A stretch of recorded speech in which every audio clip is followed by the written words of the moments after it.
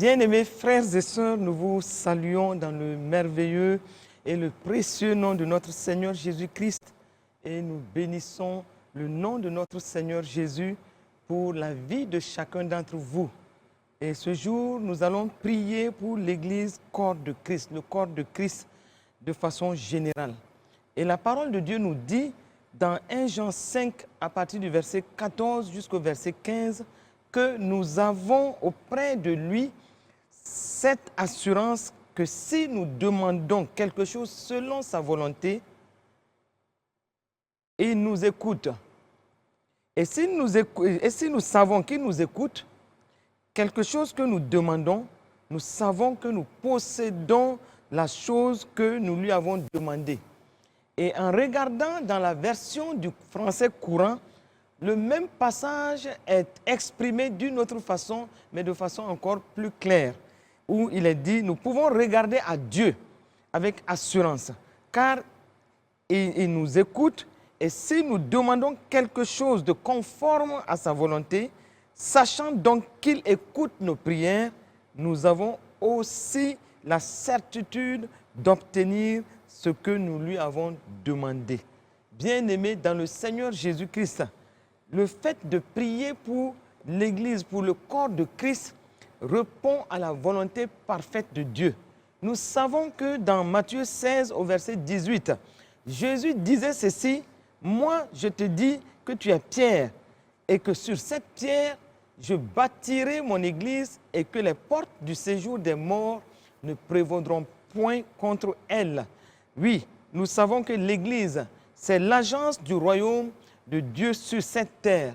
Et cette agence-là est chargée de servir comme une sentinelle, servir comme la lumière du monde, servir comme le sel de la terre pour assaisonner nos nations, pour assaisonner nos vies et pour aussi donner la direction par rapport donc à tout ce qui nous concerne, nos vies individuelles, la vie dans les différentes assemblées locales et aussi la vie dans la nation. Et c'est pourquoi nous devons prier pour que cette Église-là, partout dans le monde, que cette Église soit véritablement cette Église sentinelle. Que l'Église joue son rôle à tous les niveaux afin que le nom de notre Seigneur Jésus-Christ soit glorifié.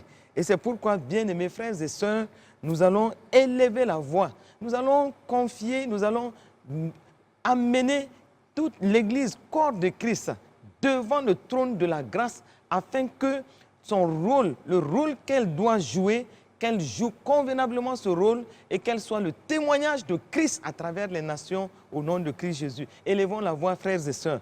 Excellent Père de grâce, nous sommes dans la joie de pouvoir nous rappeler que ton Fils Jésus-Christ a déclaré dans Matthieu 16 au verset 18 que je bâtirai mon Église et que les portes du séjour des morts ne prévaudront point contre elle. Mais aujourd'hui, en élevant devant ton trône l'Église, corps de Christ, nous prions afin que le rôle que cette Église doit jouer dans le monde, qu'elle joue convenablement ce rôle. Rôle de sentinelle, rôle de lumière, rôle de sel et de la terre, rôle, oui, de direction dans les nations, rôle, oui, pour que Jésus-Christ soit toujours glorifié. Excellent Père, je bénis ton nom et je te loue, je te rends grâce de ce que l'Église, corps de Christ, joue convenablement ce rôle et que ton règne soit manifesté au travers de l'Église, corps de Christ. Merci parce que tu fais de l'Église le témoignage de ta gloire. Tu fais de l'Église le témoignage de ton amour. Tu fais de l'Église le témoignage de la direction, de la sentinelle dans les différents pays, mais aussi dans nos différentes assemblées. Merci pour ta grâce, parce que l'Église marche désormais dans l'amour, dans la reconnaissance de ta fidélité, de l'engagement pour aussi amener d'autres personnes à Christ. Merci pour ta grâce manifestée pour cela, au nom de Jésus-Christ. Amen. Bien-aimés frères et sœurs, quand nous parlons de l'Église, nous parlons aussi de ce corps-là, de ce corps avec différents membres. Et nous regardons dans la parole de Dieu, nous voyons que dans 1 Corinthiens 12, à partir du verset 12 jusqu'au verset 14, il est dit ceci, Car comme le corps est un et a plusieurs membres, et comme tous les membres du corps, malgré leur nombre, ne forment qu'un seul corps, ainsi en est-il de Christ. Nous avons tous, en effet, été baptisés dans un seul esprit pour former un seul corps, soit juif, soit grec, soit esclave, soit libre. Et nous avons tous été abreuvés d'un seul esprit. Et il est dit, ainsi, le corps n'est pas un seul membre, mais il est formé de plusieurs membres. Oui, étant donné que le corps de Christ est formé de plusieurs membres, bien-aimés frères et sœurs, nous allons prier afin qu'il y ait une unité parfaite de l'Église, du corps de Christ, afin que l'Église non seulement marche dans l'amour, que le corps de Christ marche dans la reconnaissance mutuelle, mais dans la fidélité aussi à la bonne nouvelle, à l'évangile de Christ. Et c'est pourquoi nous allons élever nos voix. Nous allons demander au Père que l'Église joue et soit réellement une Église unie, une Église d'amour, une Église de fidélité par rapport à l'évangile de Christ au nom de Christ Jésus. Élevons la voix, bien-aimés frères et sœurs. Père de grâce, nous élevons nos voix aujourd'hui pour encore te demander que l'Église, le corps de Christ, soit une Église unie, une Église qui marche dans l'amour, une Église qui marche dans la reconnaissance des uns les autres, une Église aussi qui est fidèle dans son engagement pour l'évangile de Christ. Une Église qui annonce la bonne nouvelle. Merci parce que ton corps, oui, qui est composé de plusieurs membres, que ce corps-là soit véritablement uni, car ta parole déclare, Père, que Christ est un et indivisible. Merci parce que, Seigneur, à partir du moment où nous élevons devant toi ce point de prière, nous croyons de tout cœur que les barrières dénominationnelles, que les barrières qui font que les assemblées ne se retrouvent pas comme il faut, ces barrières tombent aujourd'hui au nom de Jésus. Et c'est pourquoi je m'oppose aujourd'hui, en accord avec mes frères et sœurs, je m'oppose à toute barrière qui crée la désunion dans le corps de Christ au nom de Jésus. Et nous repoussons maintenant de l'Église corps de Christ, oui, tous les phénomènes qui amènent la division, qui amènent la méfiance dans le nom de Jésus-Christ de Nazareth. Merci Père, parce qu'à partir du moment où nous parlons de cela, nous prions afin que l'unité véritable soit le partage de l'Église, corps de Christ, au nom de Jésus-Christ de Nazareth. Que par l'amour, comme il est dit dans Jean 13, verset 34 au verset 35, où il est dit, à ceci tous connaîtront que nous sommes les disciples de Christ. À l'amour, tous connaîtront que nous sommes les disciples de Christ, pas dans le corps de Christ. Merci, parce qu'aujourd'hui même, Père, que l'amour soit manifesté dans le corps de Christ, dans le nom de Jésus. Amen, amen, amen. Nous allons continuer de prier, frères et sœurs. Quand nous parlons de l'Église, quand nous parlons du corps de Christ, nous parlons aussi des disciples de Christ. Et voici ce qui est écrit dans Jean 8 au verset 31. Et Jésus dit aux Juifs qui avaient cru en lui, « Si vous demeurez dans ma parole, vous êtes vraiment mes disciples. » Demeurer dans la parole de Dieu, c'est se soumettre à cette parole. C'est se nourrir régulièrement de cette parole. C'est vivre selon la parole et agir selon la parole. Et c'est pourquoi le disciple ne sera pas un simple étudiant de la parole, mais il se discipline dans la parole. C'est pourquoi nous allons élever nos voix pour demander au Père que les disciples que nous sommes en Christ, que nous soyons véritablement des amoureux de la parole, fonctionnant dans la parole et laissant la vie du sceptre couler en nous par la parole de Dieu. Élevons nos voix, frères et sœurs, et prions à ce propos.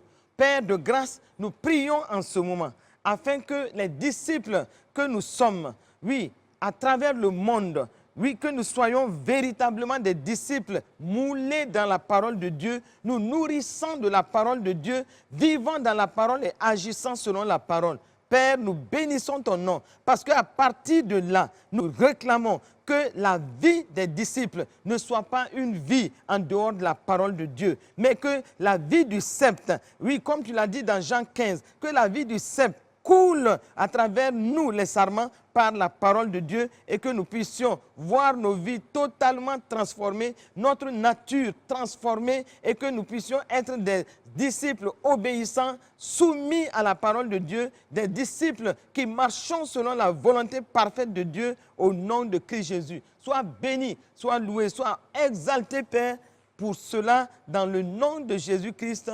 Amen, amen, amen. Nous allons continuer, bien-aimés frères et sœurs, à prier et il est dit dans 1 Jean 2 au verset 24, ceci, ce que vous avez entendu dès le commencement demeure en vous. Si ce que vous avez entendu dès le commencement demeure en vous, vous demeurerez aussi dans le Fils et dans le Père. Et c'est pourquoi, bien-aimés frères et sœurs, nous allons prier afin que nous puissions, en tant que disciples de Christ, demeurer dans le Fils et dans le Père, comme la parole le déclare ici. Élevons nos voix et réclamons cela. Père de grâce, nous prions en ce moment, afin que nous puissions, en tant que disciples de Christ, que nous puissions demeurer véritablement dans le Fils et dans le Père. Que la grâce de Dieu nous amène à marcher selon les voies du Père et du Fils. Que la grâce de Dieu soit manifestée aussi dans nos attitudes, dans nos comportements, que nous soyons de véritables témoins de Christ, des ambassadeurs de Christ, et que nous soyons véritablement dans la parole pour que la grâce de Dieu soit manifestée dans nos vies et que nous puissions refléter Christ dans tous les aspects de nos vies. Au nom de Jésus-Christ, amen, amen, amen. Quand nous parlons de l'Église de Christ, nous parlons aussi d'une organisation au sein de l'Église. C'est pourquoi il est écrit dans Éphésiens 4 au verset 11, oui, Dieu a donné les uns comme apôtres, les autres comme prophètes, et les autres comme évangélistes, les autres comme pasteurs et docteurs. Et tout cela pourquoi nous voyons dans le verset 12, et ceci, il est écrit, et pour le perfectionnement des saints en vue de l'œuvre du ministère et de l'édification du corps de Christ. Et le verset 13 dit, jusqu'à ce que nous soyons tous parvenus à l'unité de la foi et de la connaissance du Fils de Dieu, à l'état d'homme fait, à la mesure de la stature parfaite de Christ. Bien-aimés frères et sœurs, nous voyons ici que notre Dieu, comme il est dit dans 1 Corinthiens 14 au verset 33, que notre Dieu n'est pas un Dieu de désordre, mais un Dieu de paix, et comme dans toutes les églises des saints. C'est pourquoi il veut toujours, le verset 40 de 1 Corinthiens 14 dit, il veut que tout se fasse avec bienséance et avec ordre. Et c'est pourquoi aujourd'hui, frères et sœurs, comme Dieu fait cela, il met cet ordre dans le fonctionnement de l'Église, corps de Christ. Nous allons prier parce que cela a un but, le perfectionnement des saints. Oui, nous allons élever la voix pour dire merci au Seigneur d'avoir établi ces prophètes, ces évangélistes, ces apôtres, ces pasteurs et ces docteurs pour le perfectionnement des saints. Parce que nous voyons, frères et sœurs, que Éphésiens 4, le verset 14 nous dit que afin que nous ne soyons plus des enfants flottants et emportés à tout vent de doctrine par la tromperie des hommes et par leur ruse dans les moyens de séduction. C'est pourquoi nous allons élever nos voix et confier tous ceux qui sont élevés en dignité dans les rangs des apôtres, prophètes, évangélistes, pasteurs et docteurs au Seigneur en demandant une grâce qu'ils puissent accomplir ce pourquoi ils sont installés, ce pourquoi ils sont établis pour la gloire de Dieu. Oui, prions mes frères et sœurs. Excellent Père de grâce, nous prions en ce moment pour ceux-là, comme ta parole le dit dans Éphésiens 4 au verset 11, ceux-là que tu as établis comme des apôtres, des prophètes, des évangélistes, des pasteurs et docteurs, ceux-là que tu as établis pour le perfectionnement des saints et pour l'édification du corps de Christ. Nous prions afin que, Seigneur, ils puissent accomplir leur tâche, leur œuvre pour véritablement l'édification du corps de Christ. Nous prions afin que l'ordre que tu as mis, oui Seigneur, tu as édicté pour le corps de Christ, que cet ordre soit manifesté dans le travail de tous ces saints. Puisqu'il est écrit que c'est pour le perfectionnement des saints, nous prions, Père, afin que cela soit établi, cela soit fait de la meilleure façon pour le profit de l'Église de Christ. Sois béni, sois loué, sois exalté. Oui, Père, nous ne voulons plus être des enfants flottants,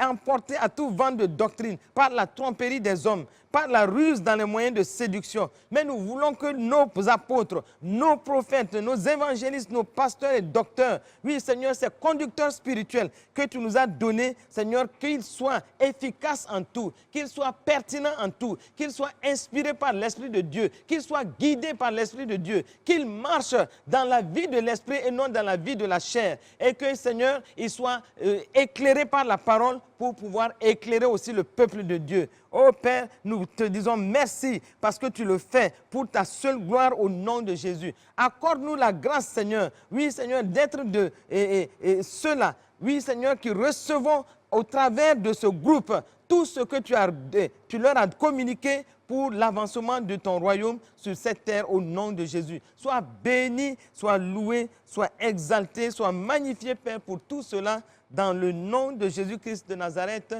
Amen. Amen. Amen.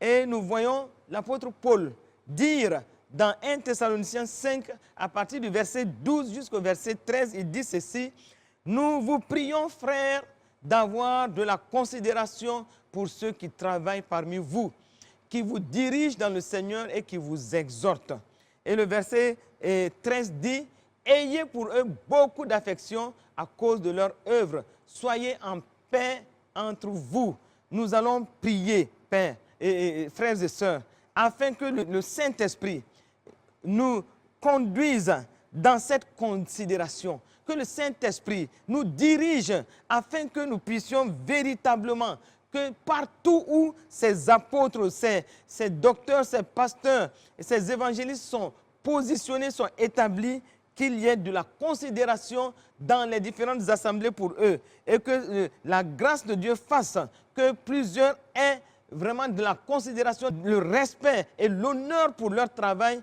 et que, Seigneur, il les soutienne dans tout ce qu'ils font pour la gloire de Dieu. Élevons nos voix et demandons cela au Père au nom de Jésus. Père de grâce, nous prions en ce moment afin que ces bien-aimés, frères et sœurs qui sont positionnés comme prophètes, évangélistes, apôtres, pasteurs et docteurs, Seigneur, que tu accordes la grâce au peuple de Dieu d'avoir effectivement de la considération pour le travail qu'ils font. Oui, Seigneur, qu'ils se soumettent à eux, que le peuple de Dieu soit obéissant à tout ce qui passe par, oui, Seigneur, tes prophètes, tes apôtres et tout ce que tu as établi pour diriger le peuple de Dieu. Merci, parce que comme tu l'as dit dans Hébreux 13 au verset 17, tu as dit: obéissez à vos conducteurs et soyez soumis, car ils veillent pour vos âmes, comme ayant à rendre compte, afin qu'ils le fassent avec joie et non en gémissant, car cela ne vous serait pas profitable. Père, nous prions afin que, Seigneur, tu suscites, oui, Seigneur, cette grâce, oui, de se soumettre à nos conducteurs, que nous puissions être des disciples obéissants à tout ce qui passe par eux pour former le peuple de Dieu. Merci parce que tu nous accordes cette grâce au nom de Jésus-Christ. Amen. Amen. Amen. Alors que nous parlons de ce groupe dans Éphésiens 4 et au verset 11, les apôtres, les prophètes, les évangélistes, pasteurs et docteurs, nous pensons aussi à ceux qui sont pour nous des pères dans la foi. Et c'est pourquoi nous allons regarder dans la parole de Dieu où il est écrit, Paul parle aux Corinthiens, il dit aux Corinthiens dans 1 Corinthiens 4 au verset 15, il dit: quand vous aurez 10 000 maîtres en Christ, vous n'avez cependant pas plusieurs pères, puisque c'est moi qui vous ai engendré en Jésus-Christ dans l'Évangile. Nous savons que les pères sont positionnés à la tête soit des dénominations, soit des mouvements et soit des congrégations. Dans tous les cas, les pères dans la foi, ce sont des pères spirituels. Ce sont ceux-là qui exhortent, ceux-là qui édifient, qui enseignent, qui prennent soin des brebis du Seigneur. Les pères dans la foi constituent la vision et la direction pour l'Église de Christ. Dieu veut que nous ayons de la considération, que nous ayons de l'honneur pour ces pères. Et c'est pourquoi nous allons élever nos voix aujourd'hui pour demander cette grâce, que partout les pères spirituels sont positionnés, que le peuple de Dieu, dans la reconnaissance, oui, se soumette à la vision qu'il porte, à la direction qu'il porte, pour que l'Église puisse être véritablement édifiée. L'Église du corps de Christ ne peut pas être édifiée comme il se doit sans l'apport majeur de ses pères spirituels. C'est pourquoi, bien-aimés frères et sœurs, nous allons élever nos voix pour recommander ces pères spirituels dans la foi au Seigneur. Nous allons demander que le Saint-Esprit les conduise dans la vision que Dieu leur a donnée, que l'Esprit de grâce les inspire dans les actions qu'ils ont à entreprendre pour que l'Église soit véritablement édifiée au nom de Jésus. Oh, excellent Père, oui, nous portons devant ton trône de grâce les pères dans la foi, les pères spirituels. Nous prions afin que tu leur accordes cette grâce et cette force de porter la vision et la direction que tu leur as donnée. Mais accorde-leur aussi cette force et cette grâce d'exhorter, d'édifier, d'enseigner et de prendre soin des brebis du Seigneur comme il se doit. Merci d'accorder aussi au peuple de Dieu d'être soumis à ses pères, au Seigneur, d'être obéissant à ce qu'ils disent, et aussi que nous puissions leur accorder honneur et reconnaissance en tout. Donne, Seigneur, cette grâce. Accorde-nous cette grâce-là de pouvoir nous soumettre et de pouvoir aussi honorer. Merci, parce que ta grâce est suffisante pour cela. Dans le nom de Jésus-Christ de Nazareth, nous sommes exaucés. Amen, amen, amen. Et frères et sœurs, alors que nous allons vers la fin, nous allons prier maintenant afin que Dieu, dans sa grâce, accorde à toute l'Église de Christ une vie de prière. Par ces temps qui courent, l'Église corps de Christ doit être une Église de prière, une Église d'intercession stratégique, d'intercession prophétique, et une Église qui est à l'écoute du Seigneur et qui reçoit la direction et qui donne la direction dans les nations où elle est implantée au nom de Jésus-Christ. Élevons nos voix et demandons cette grâce pour toute l'Église au nom de Christ Jésus.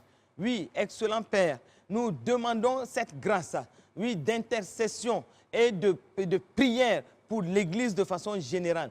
Accorde à l'Église d'avoir des intercesseurs aguerris, des intercesseurs à la gloire de ton nom. Oui, des hommes et des femmes qui savent se tenir à la brèche et qui savent recevoir de toi.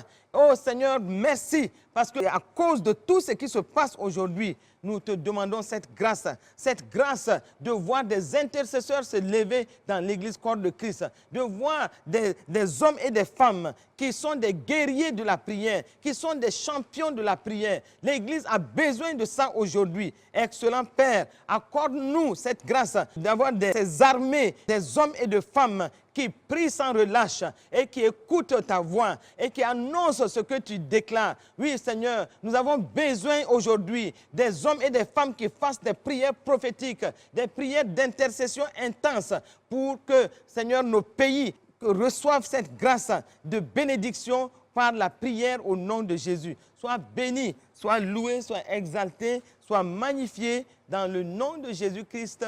Amen, amen. Et nous allons terminer en demandant au Père Céleste que l'Église soit une Église missionnaire, que l'Église soit une Église évangéliste, parce que nous ne pouvons pas terminer ce temps sans demander la grâce que l'Église se lève, aille à la recherche des âmes perdues et pour que le royaume des cieux puisse être étoffé par les âmes qui doivent y rentrer. Élevons la voix et prions ensemble pour que l'Église au Burkina Faso et à travers le monde soit une Église missionnaire, une Église évangéliste qui gagne des âmes en tout temps au nom de Jésus-Christ. Oh, excellent Père, nous prions en ce moment afin que l'Église soit une Église missionnaire, une Église qui gagne des âmes, une Église qui cherche des brebis et qui gagne des âmes pour la bergerie. Père, accorde les stratégies à l'Église aujourd'hui pour la mission, les stratégies inspirées par l'Esprit de Dieu. Accorde toutes les formes de démarche pour que des âmes perdues soient sauvées au nom de Jésus. Oh, excellent Père, nous croyons de tout cœur que l'Église, oui, doit aller à la recherche des âmes, des brebis perdues du Seigneur. Merci parce que tu nous accordes cette onction d'évangéliste, cette onction de mission, de missionnaire. Oui, Seigneur, merci parce que tu le fais et tu nous donnes de te voir à l'œuvre dans ce domaine-là et que le règne de Dieu soit manifesté toutes les églises et dans les nations au nom de Jésus-Christ. Amen, amen, amen. Nous finissons ainsi ce temps et nous disons encore que la grâce de Dieu se manifeste dans la vie de chacun d'entre vous, vous qui avez pris de votre temps pour prier pendant ce temps, que Jésus-Christ règne dans vos vies et qu'il apporte grâce sur grâce pour tous les aspects qui sont en souffrance dans vos vies. Au nom de Jésus-Christ, amen.